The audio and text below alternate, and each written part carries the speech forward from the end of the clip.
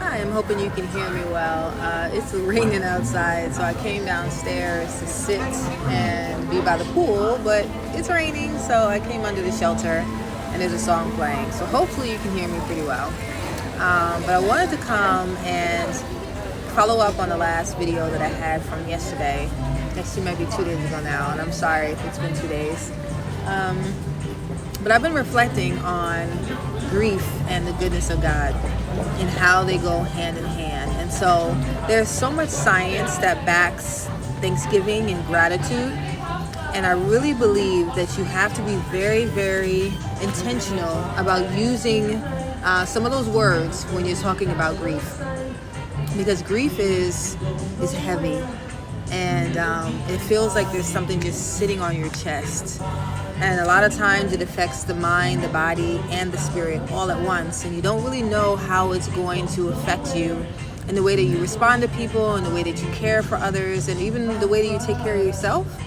And so I'm finding that in this season of grief, of missing my friend, and not being able to go to Florida to be at her memorial in 2 weeks, that sometimes there is regret that comes up. There's sorrow that kind of just lingers around the surface, and I'm definitely a little bit more snappy. And I have to find my peace. And what I mean by finding my peace, I really just mean I have to choose every day that I just want to sit in God's presence. And so what I've been doing since I found out last week is just sitting and slowing down, acknowledging that I'm sad, acknowledging that I am grieving and that I'm mourning, and then reminding myself that that is okay.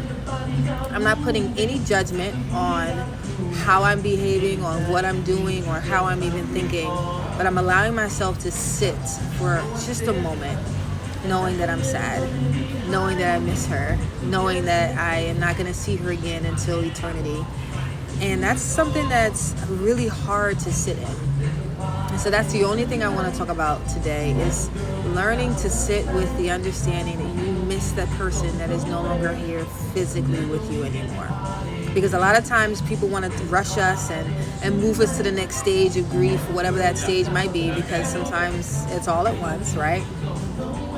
But really, it's just slowing down long enough to say, I am sad, that this hurts, that this is painful, that I feel like I'm suffering.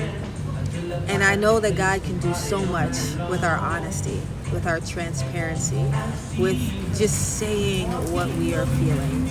And so if that's you tonight, if it's in the morning time when you actually see